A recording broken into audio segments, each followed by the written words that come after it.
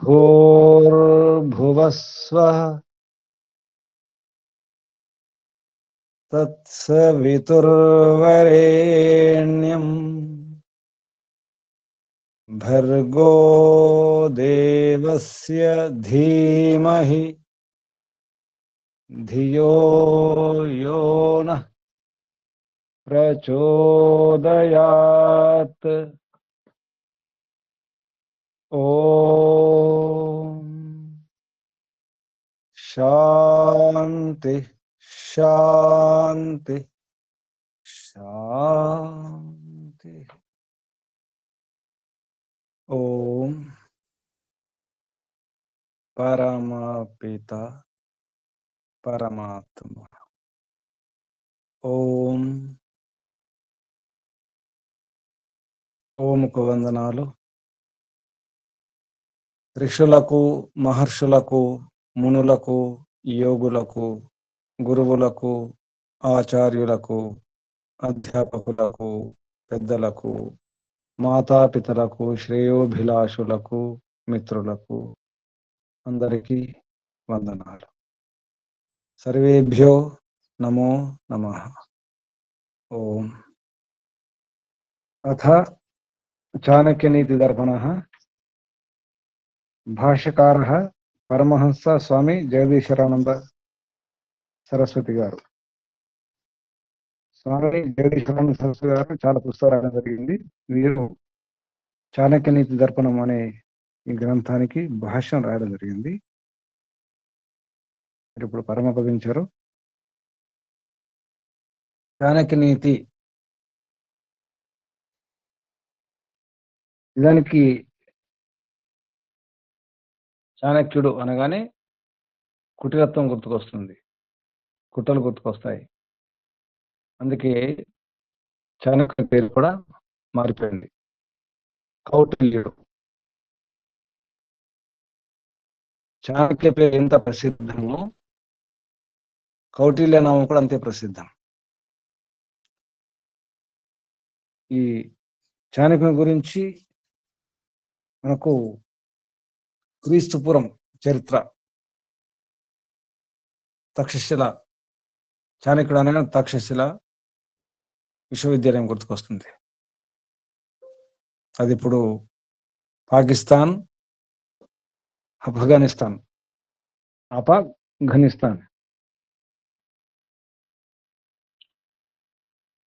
ఆ మధ్యలో తక్షశిల ఆ విశ్వవిద్యాలయానికి కులపతి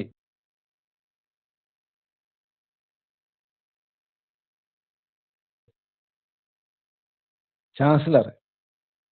ఇప్పుడు యూనివర్సిటీలకు వైస్ ఛాన్సలర్ ఏమో గవర్నర్ ఉంటారు. ఇప్పుడు వైస్ ఛాన్సలర్ ఉన్నారు, ఉప కులపతి ఉన్నారు. కానీ చాణక్యుడు కులపతి, ఛాన్సలర్. కేవలం శాస్త్రాలు మాత్రమే కాదు, శస్త్ర విద్యలు కూడా వచ్చు వారికి. శస్త్రాల గురించి బాగా తెలుసు. శస్త్ర అస్త్రాలలో తెలియమే కాదు, వాటిని వాడడం కూడా వచ్చు. అటువంటి శస్త్ర అస్త్ర ప్రవీణుడు. అటువంటి చాణక్యుడు చెప్పినటువంటి విషయాలు ఎన్నో ఉన్నాయి. చాణక్యుని పేర్లు కూడా ఎన్నో ఉన్నాయి. హేమచంద్రుడు అనే ఒక రచయిత, ఒక విద్వాంసుడు రచించినటువంటి అభిధాన చింతామణి అనే గ్రంథంలో చాణక్యుని కొన్ని పేర్లు రాయడం జరిగింది. మనకు తెలిసిన పేర్లు రెండు, ఒకటి చాణక్యుడు, కౌటిల్యుడు. ఇంకా అసలు పేరు ఒకటి ఉంది, తండ్రి గారు పెట్టిన పేరు విష్ణుగుప్తుడు. విష్ణుగుప్త చాణక్య కౌటిల్య. అదే కాకుండా వాత్సాయనుడు, మనమైతే వాత్సాయనుడు అంటాము. కొంతమంది వాత్సాయనుడు అంటే న్యాయ దర్శనానికి భాష్యం రాసినటువంటి వాడిని ఇక్కడ కొందరు అంటారు, అనుకుంటారు కూడా. కానీ ఆ వాత్సాయనుడు కాదు. వాత్సాయనుడు ఋషి. ఈ చాణక్యుడు ఋషి కాదు. చాణక్యుడి పేరులో వాత్సాయన కూడా పేరుంది. వాత్సాయన వాత్స్యాయన. వాత్స్యాయన మల్లనాగ కుటిల జనకాత్మజ. అంటే తండ్రి గారి పేరు జనకుడు, జనకుని సంతానం చాణక్యుడు. చాణక్యుని తండ్రి గారు కూడా జనకుడు, గొప్ప విద్వాంసుడు, నందరాజుకు వ్యతిరేకంగా పోరాటం చేసినవాడు. అలా చాణక్య పేరు వచ్చింది. జనకాత్మజ, ద్రామిల, పక్షిల స్వామిన్, విష్ణుగుప్త, అంగుల, ఈ పేరు కొన్ని పేర్లు అన్నమాట. ఇది అభిధ్యాన చింతామణి, హేమచంద్ర రచిత అభిధాన చింతామణి అనే గ్రంథంలో రాయడం జరిగింది. వీరి గురించి, ఈ చాణక్యుని గురించి పంచతంత్రం కూడా వస్తుంది. పంచతంత్రంలో విష్ణుగుప్తుడు చెప్పడం జరుగుతుంది. నీతి శాస్త్రులు గొప్పవారు ఎవరంటే, ఎన్నో నీతి శాస్త్రాలు, నీతికారులు ఉన్నారు. శుక్రనీతి, పారాశర నీతి, ఈ విదుర నీతి, ఇటువంటి చాలా ఉన్నాయి. అందులో ఈ చాణక్య పేరు కూడా వస్తుంది పంచతంత్రంలో. మనవే వాచస్పతయే శుక్రాయ పరాశరాయ ససుతాయ చాణక్యాయ చ విదుషే నమోస్తు నయ శాస్త్రకర్తృభ్య అని చెప్పేసి, ఇది పంచతంత్రంలో శ్లోకం. ఇది చాణక్యాయ అంటే వీళ్ళందరికీ నమస్కారములు, ఈ నీతికారులు. ఒకటేమో మనవే, వాచస్పతి, శుక్రుడు అంటే శుక్రనీతి, శుక్రాచార్యుడు, పరాశరుడు, తర్వాత చాణక్యుడు, వీళ్ళందరూ కూడా విదుషే నమోస్తు నయశాస్త్ర, నయ అంటే నీతి శాస్త్ర కర్తృ, నీతి శాస్త్రకారులు అయినటువంటి వీళ్ళందరూ కూడా నమస్కారం అని చెప్పేసి చాణక్యుని పేరు పంచతంత్రం కూడా వస్తుంది, అంటే ప్రాచీనుడు అని చెప్పడానికి. అటువంటి చాణక్యుడు రచించినటువంటి శాస్త్రాలు కూడా చాలా ఉన్నాయి. ఒకటేమో అందరు తెలిసిన అర్థశాస్త్రం. చాణక్య అర్థశాస్త్రం చాలా ప్రసిద్ధం. అది ప్రపంచంలో ఉన్నటువంటి ఎకనామిక్స్ ఏతో శాస్త్రాలు ఉన్నాయో, ఎకనామిక్స్ అర్థశాస్త్రాలు ఉన్నాయి. మ్యాక్మిలన్ అని చెప్పేసి అర్థశాస్త్రం ప్రపంచంలో పేరు. పాశ్చాత్య దేశం వాడు, ఆంగ్లంలో ఆ పుస్తకం ఉంటుంది, ఇంగ్లీష్లో. మ్యాక్మిలన్ అని చెప్పేసి ఎకనామిక్స్ బయట యూనివర్సిటీలలో, కాలేజీలో నేర్పించే అర్థశాస్త్రం అది. కానీ అంతకంటే ముందు ఉన్నటువంటి వాడు చాణక్యుడు. కానీ ఏమంటారా అంటే, చాణక్యుని ఇండియన్ మ్యాక్మిలన్ అంటారు. చాణక్యుడు ముందు వాడు, క్రీస్తు పూర్వం వాడు, మ్యాక్మిలన్ తర్వాత వాడు. అంటే ఎంత స్వార్థంతో వారు పేరు మార్చుకుంటారు చూడండి. మ్యాక్మిలన్ కొత్తవాడు, ఎన్నో సంవత్సరాల తర్వాత పుట్టినవాడు, వీళ్ళందరి యొక్క శాస్త్రాలు తీసుకుని కాపీ కొట్టినవాడు. ఎకనామిక్స్ పితామహుడు అంటారు ప్రపంచంలో మ్యాక్మిలన్. కానీ అంతకంటే కొన్ని వందల సంవత్సరాల క్రితమే చాణక్యుడు అర్థశాస్త్రం రాయడం జరిగింది. అర్థం అంటేనే మనం భూమిని ఎర్త్ అంటాం, EARTH, అర్త్. కొందరు అర్త్ కూడా అంటారు, కొందరు ఎర్త్ అంటారు. ఆ స్పెల్లింగ్ గమనిస్తే కూడా అర్త్, EARTH, ఎర్త్ అంటే అర్థశాస్త్రం. అది అంటే భూమికి సంబంధించిన శాస్త్రం అని అర్థం. అర్థశాస్త్రంలో భూమి ఉండాలి, ముఖ్యంగా భూమి గురించి ఉంటుంది. ఏదైనా పని చేయాలంటే, ఇల్లు నిర్మించాలంటే, ఏదైనా పరిశ్రమ నెలకొల్పాలంటే, ఏదైనా వ్యాపారం చేయాలంటే, గోశాల కానీ, పంటలు పండించాలంటే, తిరగాలంటే, చేయాలంటే, సుఖపడాలంటే భూమి ఉండాలి కదా. భూమి అవసరం, సొంత భూమి ఉండాలి. చిన్న గుడిసెన పర్వాలేదు, భూమి కోసమే పోరాటం. ప్రపంచంలో భూమి కోసం, భుక్తి కోసం, విముక్తి కోసమే పోరాటాలు జరిగినాయి. భూమి, భుక్తి, విముక్తి, రోటి కపడా और మకాన్ కూడా అంటారు. ఈ పోరాటాలు ఎక్కువ ఉంటాయి. దీన్ని ముందుగానే గుర్తించినటువంటి దూరదృష్టి గలవాడు చాణక్యుడు. అర్థశాస్త్రం రాయడం అంటే అర్థశాస్త్రంలో రాజు ఎలా ఉండాలి, ప్రజలు ఎలా ఉండాలి, ఈ భూమికి సంబంధించిన తగాదాలు ఏముంటాయి, వివాదాలు, అటువంటిప్పుడు ఎటువంటి పరిష్కారాలు చేయాలి, ఎటువంటి తీర్పు ఇవ్వాలి. ఒక రకంగా ఈనాటి ఈ సివిల్ కేసులు ఏవైతే కోర్టులో జరుగుతున్నాయో దానికి ఆధారం అది. ఈ రోజుల్లో ఎకనామిక్స్ పేరు మీద చాలా రకరకాల కోర్సులు కూడా వచ్చినాయి. అందులో ఒకటి MBA, అంటే వ్యాపారాలు ఎలా చేయాలి, డబ్బు ఎలా సంపాదించుకోవాలి. వీటన్నిటికీ మూలం ఎకనామిక్స్, చాణక్యుని యొక్క అర్థశాస్త్రమే. అంతకంటే ముందు అర్థశాస్త్రం లేవంటే ఉన్నాయి, కానీ చాణక్యుడు చాలా సరళం చేసి ప్రజలకు ఉపయోగపడే విధంగా రాయడం జరిగింది. అందులో ఎన్నో విషయాలు వస్తాయి. అందులో ఏమంటారంటే రాజు తన కొడుకును కూడా నమ్మకూడదు అంటాడు. రాజు కొడుకును కూడా నమ్మకూడదు. ఎందుకంటే అధికార దాహం అలా ఉంటుంది. మరి ఎందరో కొడుకులు రాజులను చంపేసి, తండ్రులను చంపేసి, ఎందరో రాజ్యం కోసం, అధికారం కోసం చాలా అన్యాయంగా, క్రూరంగా చంపిన వారు ఉన్నారు. అదొకటి ఔరంగజేబు. తనని కూడా జైలు పెట్టడం జరిగింది అధికారం కోసం. అటువంటి వారు ఎందరో ఉన్నారు. కాబట్టి తండ్రి పుత్రుని కూడా నమ్మకూడదు అధికారం విషయంలో. అందుకు చాప్టర్ వస్తుంది అర్థశాస్త్రంలో, రాజపుత్ర రక్షణం, దాని పేరే. ఉపాధ్యాయం అంటే చిన్న చాప్టర్ ఉంటుంది. రాజపుత్ర రక్షణం అంటే రాజు పుత్రుని రక్షించుకోవాలి. ఎవరో శత్రువులు కాదు, కొడుకే శత్రువు అవుతాడు రాజ్యంలో. అటువంటి సూక్ష్మ విషయాలు ముఖ్యంగా మానసికంగా మనం ఏదైతే ఆలోచిస్తామో అంతకంటే చాలా సూక్ష్మంగా చాణక్యుడు ఆలోచించి, ఎటువంటి రక్తపాతం లేకుండా, ఒక రక్త బిందు కూడా చిట్లించకుండా, ఒక రక్త బిందు కూడా చిందలేదు నందరాజుని దూరం చేయడానికి. మనం చెప్పుకుంటాం మహాత్మా గాంధీ అహింసా మార్గంలో ఆంగ్లేయుని పారద్రోలాడు, మన దేశానికి స్వతంత్రం తీసుకొచ్చాడు అని చెప్పేసి మాట్లాడకుండా పాటలు పాడుకుంటారు. కానీ అసలు చాణక్యుని యొక్క వ్యవహారం కనుక చూస్తే అసలు యుద్ధమే జరగలేదు. నందరాజు పారిపోయేటట్లు చేశాడు. అటువంటి బుద్ధి, చతురుడు. అసలు ఆ చతురు అనే శబ్దం నిజానికి చాణక్య ఏత పదం ఉందో అంటే ఈ చాణక్యం యొక్క తండ్రి చనకుడు అన్నాం, కానీ ఎంతవరకు నిజం అది ఇంకా స్పష్టంగా లేదు. చనకుడు కొడుకు చాణక్యుడు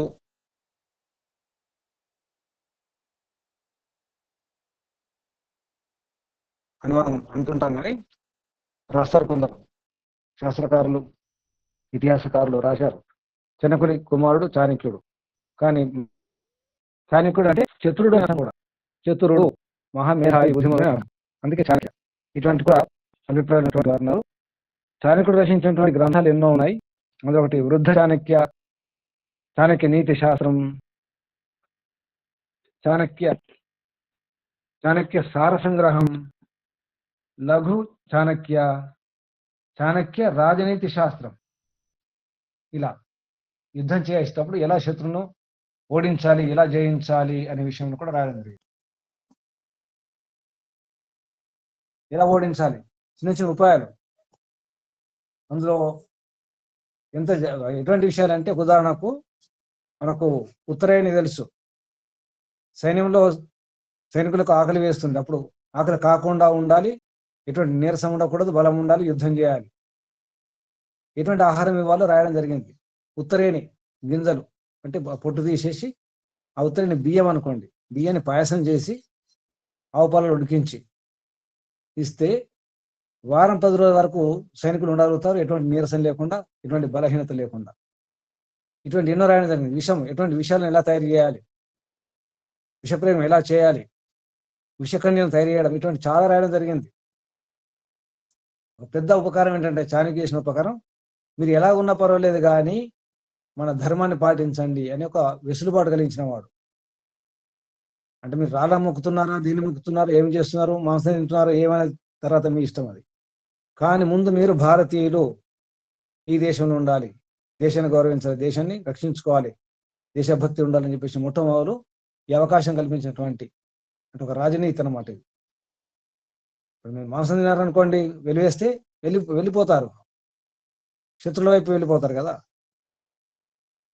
ఇదంతా తర్వాత విషయాలు. మాంసం తినడము, లేదా రకరకాల పూజలు చేయడము, రకరకాల దేవతారాధన ఇవన్నీ ఉన్నాయి అప్పటికే. అదంతా తర్వాత. ముందు దేశం రక్షించుకోవాలి అని పథకం వేసి దేశమంతా తిరిగి అసలు సైన్యం తయారు జరిగింది. తన సైన్యం ఏంటంటే తన బ్రహ్మచారులే,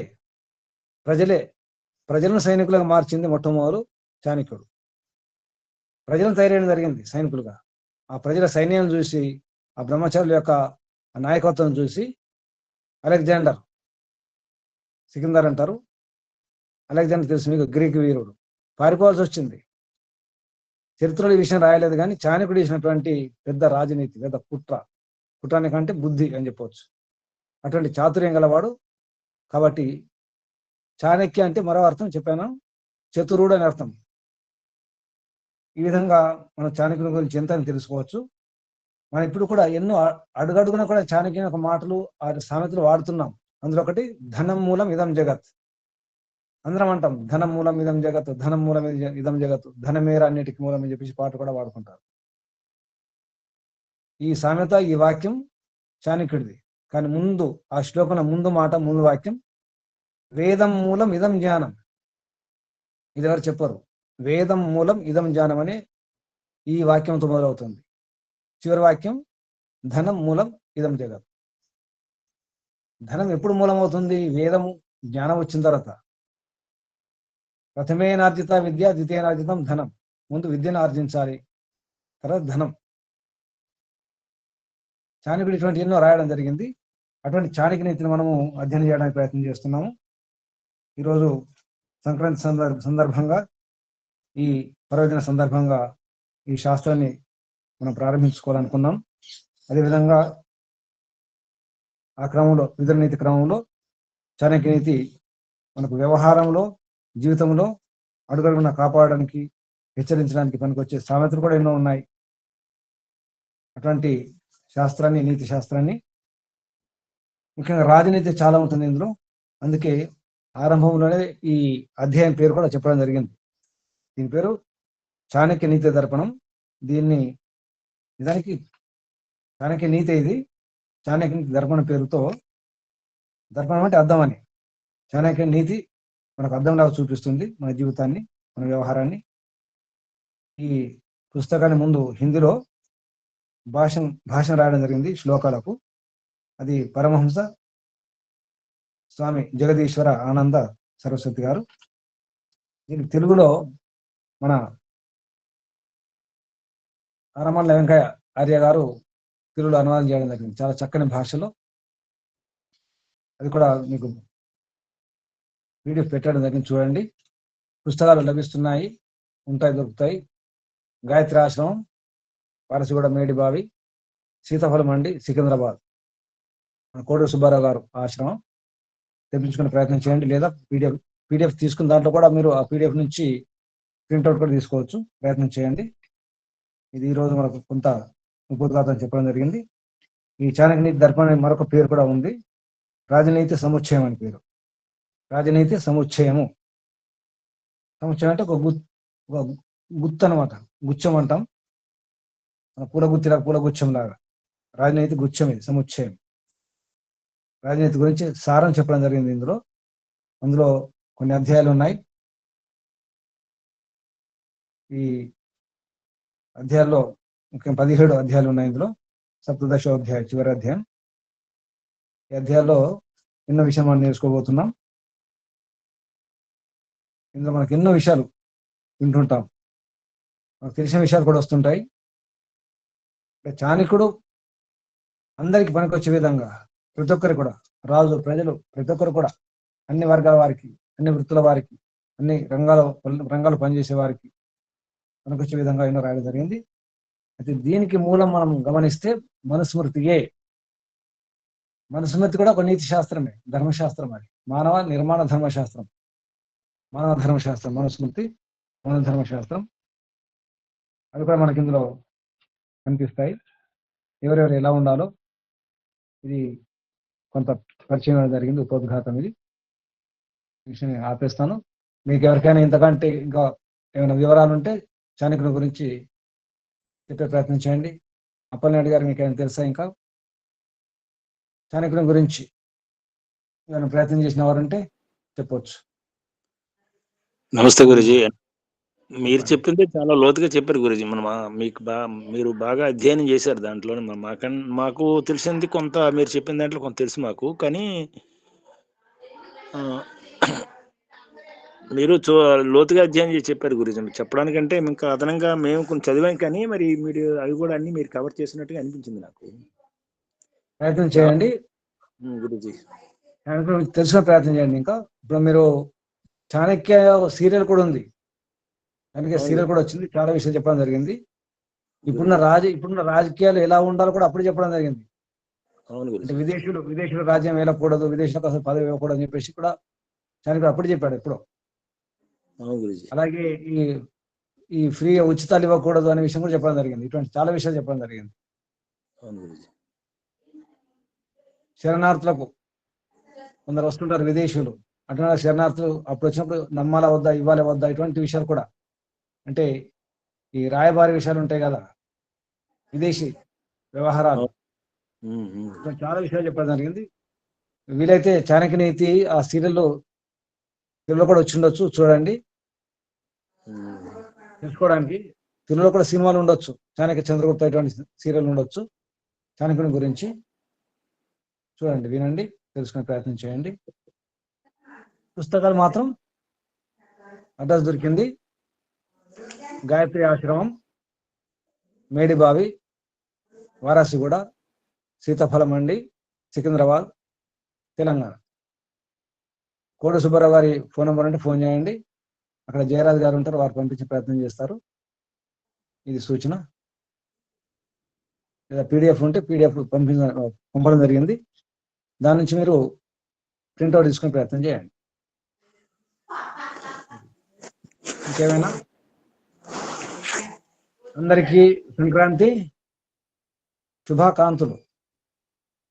సంక్రాంతి జరగాలి. ఏంటమ్మా ఏంటమ్మా ఇంట్రొడక్షన్ అయింది సార్, సరిపోతుంది.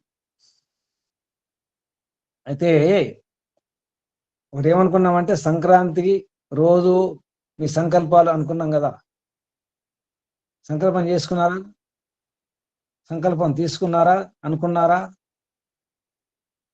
వచ్చే సంక్రాంతి వరకు మార్పులు వస్తాయి, నేను ఆశిస్తున్నాను. వస్తాయా రావా అది చెప్పండి. వస్తాయి గురుజీ, వస్తాయి, తప్పకుండా వస్తాయి, వస్తున్నాయి, ఇంకా రావాలి. వచ్చాయి, ఇంకా వస్తాయి, వచ్చాయి, ఇంకా వస్తాయి. వచ్చే సంక్రాంతి వరకు అందరు చాణక్యులు అయిపోవాలి మరి. అంటే చతురులు, చాణక్యులు అంటే ఏంటి? చతురులు అయిపోవాలి. వచ్చే సంక్రాంతి వరకు చాణక్యులు అయిపోతారా, చతురులు అయిపోతారా? ప్రయత్నం చేస్తాం గురుజీ. చతురులు అవుతాం సార్. గురుజీ, ఆ చాణక్యుడు గురువు, ఇప్పుడు మీరు చాణక్య గురువు, గురువు శిష్యులు చాణక్యులే, పిల్ల చాణక్యులు, పిల్ల చాణక్యులు. పిల్ల చాణక్య ఎందుకంటున్నావు ఈ మాట? వృద్ధ చాణక్య ఉంది పుస్తకం ఒకటి, లఘు చాణక్య పుస్తకం, 2 పుస్తకాలు ఎవరు రాసినాయి. వృద్ధ చాణక్య, లఘు చాణక్య. అయితే గురూజీ, అయితే ఇప్పుడు చెప్పడం అంటే సందర్భం కాదు, కానీ నాకైతే మాత్రం 10 సంవత్సరాల క్రితము గురూజీ చాణక్య నీతి బుక్ అప్పుడు నాకు అంత, అంటే అది పుస్తకం తీసి నాకు 2-3 శ్లోకాలు చదివిన తర్వాత అంత ఆసక్తి కలిగిందంటే, అవి ఆ శ్లోకాలు రాసుకోలేదు కానీ నాకు ఇష్టమైనవన్నీ కూడా బుక్ మీద రాశాను గురూజీ. చూడండి ఒకసారి తీసి చూడండి బయట. అదే ఇప్పుడు పుస్తకంలో ఉన్న విషయాలు లేండి, అప్పుడు పుస్తకాల్లో ఉన్నవే నేను రాసి, కేవలం అది ఒక్కొక్క శ్లోకం చదువుతుంటే బాగా నాకు ఇంట్రెస్ట్ ఉండేది, రాసుకున్నాను గురుజీ. మొత్తం ఇప్పుడు ఆ బుక్ నేను వెతికాను, దొరికింది.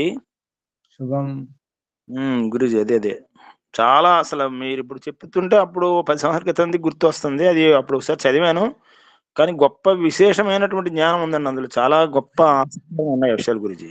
ఈ పుస్తకం అనువాదం చేసింది ఎవరు? మన రవికుమార్ గారు, ఇంజనీర్ గారు ఉన్నారు, వాళ్ళ తాతగారే, నా ఆరమండల వెంకయ్య గారు. వెంకయ్య గారు చాలా విద్వాంసుడు అండి, ఆయన గొప్పవాడు అండి ఆయన. ఉభయ భాష ప్రవీణ, వారికి హిందీ కూడా బాగొచ్చు, హిందీ, సంస్కృతం, తెలుగు. గురుజీ, ఇప్పుడు అప్పుడు మన పండిత్ గోపిదేవ్ గారు, ఆరమండల వెంకయ్య గారు సంవత్సరానికి సరిపడిన మంత్రాలు 365 మంత్రాలు వైదిక గణిత పేరుతో 2 పుస్తకాలు రాశారు వారు. ఇప్పుడు మీరు ఏదైతే ఆత్మ నివేదన అంటున్నారో, అది ధ్యాన రూపంలో అవనండి, ఆత్మ నివేదన ఆత్మ నివేదన విశ్లేషంగా రాశారు గురుజీ. ఆయన మాత్రం ఎంతో రోజు ఒక మంత్రం తీసుకొని చదవండి, ఆత్మ నివేదన చేసుకోండి, బాబు చాలా మంచి పుస్తకం అది. వైదిక గురుజీ, రోజుకు మంత్రం చదువుతాను గురుజీ, అది రోజుకి ఇప్పుడు కూడా చదువుతున్నాను గురుజీ. చదివి ఆ రకంగా ఆత్మ నివేదన చేసుకోండి మీరు మీ భాషలో. నేను సంవత్సరం అయింది గురుజీ, రేపు వైశాఖ చైత్ర మాసంకి పూర్తి అయిపోతుందండి అది. వైదిక గణితం 1, 2, కానీ ఎంత విద్వాంసుడో, నేను ఇంతవరకు అటువంటి అంత చక్కగా రాశాను. మీరు చెప్తుంటే ఆత్మ నివేదన ఎలా ఉంటుందో, ఆయన ప్రతి మంత్రానికి చాలా విశేషంగా రాశారు గురుజీ. అదే అయితే ధారణ చేసుకోవడం శక్తులు నాకైతే లేదు, కానీ నాకు అలాగ అనిపిస్తుంది. తప్పు చదివినప్పుడు ఇంత ఇంత జ్ఞానయుతను ఇంత గొప్పవాడని అనిపిస్తుంటది అసలు అండి. అయితే ఇప్పుడు మీరు ఒక సంకల్పం తీసుకోండి మరి వచ్చే సంక్రాంతి వరకు. అవును గురుజీ, అదే అదే అదే లేదండి, మీరు చెప్పిన పాట ఇప్పుడు అందరు కూడా సంకల్పం తీసుకోండి. ఇప్పుడు ఏం చెప్పకండి సంకల్పాలు. అలాగే నిర్ణయం చేసుకోండి. ఈ రోజు నిర్ణయం చేసుకోండి, రాత్రి పడుకుంటప్పుడు అనుకోండి, రేపు ఉదయం ఇంకా సంక్రాంతి రేపటికి ఉన్నది కదా. రేపేంటి ఏంటి కనుమ. కనుమ అంటే ఏంటి చూడండి, చూడమా దర్శించుమా, తెలుసుకును దర్శించము, దర్శించుమా కనుమా, భగవంతుని కనుమ. ఓ మనసా భగవంతుని కనుమ, ఓ ఆత్మ భగవంతుని కనుమ. రేపు కనండి, భగవంతుని చూడండి. అయితే నిర్ణయం చేసుకోండి, ఈ రోజు సంక్రాంతి శుభ సందర్భంగా వచ్చే సంక్రాంతి వరకు మార్పు రావాలి జీవితంలో. ఈ రోజు అమ్మగారు మళ్ళీ వచ్చారు, నల్లిని పాటిబండ్ల అమ్మగారు. స్వాగతం సంక్రాంతికి, స్వాగతం అమ్మా. ఎలా ఉన్నారు? చాలా రోజుల తర్వాత వచ్చారు నల్లిని అమ్మగారు, పాటిబండ్ల నల్లిని అమ్మగారు. వినిపిస్తుందమ్మా? చాలా రోజుల తర్వాత మళ్ళీ ఎక్కడున్నారు? పేరు మాత్రం కనిపిస్తుంది. కొత్తగా ఏమన్నా వచ్చిన వారు ఉన్నారు, ఇంకా మర్చిపోయి వచ్చిన వారు? శుభం. సంక్రాంతి క్రాంతి జరగాలి మరి. ఇక అనకండి, గట్టి నిర్ణయం చేసుకోండి. మారండి, మారాలి మారాలి మారాలి, తప్పకుండా మారాలి కదా. ఎవరి కోసం మారాలి? ఎవరి కోసం మారుతారు? నా కోసమే మారాలి. నా కోసం, నేను అదే అంటాను ఎప్పుడు, నా కోసం మారండి. నా కోసం, నా కోసం, నా కోసం, నా కోసం, నా కోసం మారండి. సరేనా? మీరు కూడా అదే అండి, నా కోసం మారండి. శుభం. పాడండి పాడండి పాడండి. మారాలి మారాలి, మనుషులు మారాలి, మనుషులు మారాలి.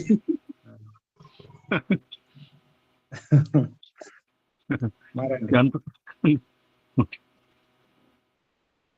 నేనే మారాలి. మునిచేద్దామా? ఇంకేమైనా మాట్లాడతారా? మునిశేఖర్ గారు స్వామి నమస్తే స్వామి. మీరేమైనా మీ సంకల్పం చెప్పండి. ఒకటి సంకల్పం తీసుకున్నారుగా? అవును స్వామి, నెక్స్ట్ సంక్రాంతి లోపల నేను అదే స్వామి సమాధి స్థితి దగ్గరికి పోవాలని అనుకున్నా సార్. ఎక్కడికి? సమాధి స్థితికి స్వామి. అది ఎక్కడుంది? నాలోనే ఉంది స్వామి. పోవాలన్నారు, అందుకే అంటున్నాను. చేరుకోవాలి. ప్రయత్నం చేయండి. ధన్యవాదాలు మునిశేఖర్ గారు, మీరు మంచి సంకల్పం తీసుకున్నారు మునిశేఖర్. అవును అవును స్వామి, పెద్ద సంకల్పం తీసుకున్నారు కాబట్టి కొంత నెరవేర్చగలడానికి మీకు శక్తి వస్తుంది, పర్వాలేదు. మీ సంకల్పం చెప్పలేదు మరి. గురూజీ సంకల్పం తీసుకొని చెప్పితే మళ్ళీ తర్వాత ఫెయిల్ అవుతున్నట్టు, అందుకు ముందు మీరే అన్నారు ఇప్పుడు చెయ్యొద్దు, తర్వాత మీరు నిర్ణయించుకుంటున్నారు.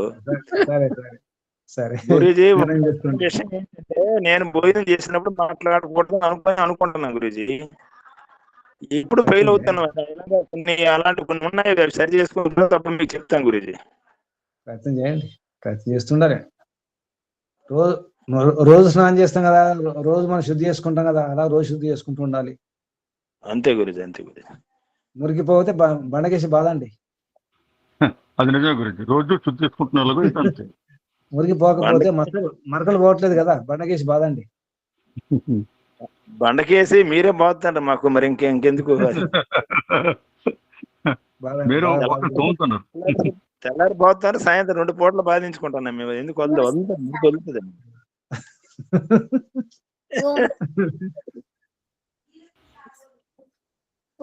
కాంతి కూడా వస్తుంది గురు. ఎవరమ్మా మాట్లాడు? ఎవరు ఓమంటున్నారు? ఎవరు మధ్యలో? స్వామి మా కొడుకు స్వామి రేవంత్. రేవంత్ నమస్తే స్వామి. నమస్తే, శుభం. తయారవ్వాలి రేవంత్, తయారు కావాలి. వీరుడు శూరుడు కావాలి, వైదిక విద్వాంసుడు కావాలి. గురుకులం వెళ్ళాలి మరి, సరేనా? గురుకులం వెళ్ళాలి. అందరికీ శుభకాంతులు. సంక్రాంతి సందర్భంగా శుభాకాంక్షలు, భగవంతుని ఆశీర్వాదాలు. ఓం శం. ముగించేద్దామా? ముగించేద్దాం. ఓం. ముందుగా పరంపిత ఓం పరమాత్మ. గురు నమస్తే గురుజీ. ఎవరు? ఆచార్య చెప్పండి. అదే ఆచార్య మాట. గురుజీ బుక్ పేరు రాజనీతి సముచ్చయము, తర్వాత ఏమో చాణక్య నీతి దర్పణం అనేది ఏ పేరు తీసుకోమంటారు? లేదు, ఒకటే పేరు. ఇది పేరు ఇదే ఉంది తెలుగులో, చాణక్య నీతి దర్పణం. అంటే దాన్ని రచించే సముచ్చయం అంటారు, కానీ ఇప్పుడు పేరు మాత్రం చాణక్య నీతి దర్పణం. మధ్యలో కోడూరు సుబ్బారావు గారి పేరు కూడా చెప్పారు. కోడూరు సుబ్బారావు గారు కూడా రాశారు గురించి. ఇది రాయలేదు, అక్కడ ఆశ్రమం దొరుకుతాయి పుస్తకం, వారు ప్రింట్ చేయించారు. సరే సరే. గాయత్రి ఆశ్రమం పబ్లిషర్స్ సుబ్బారావు గారి ప్రేరణతోనే వెంకయ్య గారు అనువాదం చేశారు. సుబ్బారావు గారు చెప్పడం వల్లనే అనువాదం చేశారు. ఉపోద్ఘాతంలో ఆ పేరు రాశారు, విషయం రాశారు. గాయత్రి ఆశ్రమం వెళ్ళండి. మేడిబావి వారాసి కూడా సీతఫలం మండి గుర్తుందా? మన సీతఫలం మండి అక్కడ నుంచి ఆర్య సమాజం ఉందిగా, కొంచెం ముందుకెళ్తే సీతఫలం మండి ఆర్య సమాజం, కొద్దిగా ముందుకెళ్తే వారాసి కూడా మేడిబావి. శుభం. ముగించేద్దాం మరి. గురూజీ, ఆచార్య చాణక్య ప్రణీత చాణక్య నీతి అశ్వని పారాశర్ ఇది ఆన్లైన్ లో తెప్పించుకున్నాను గురూజీ. అది వేరే.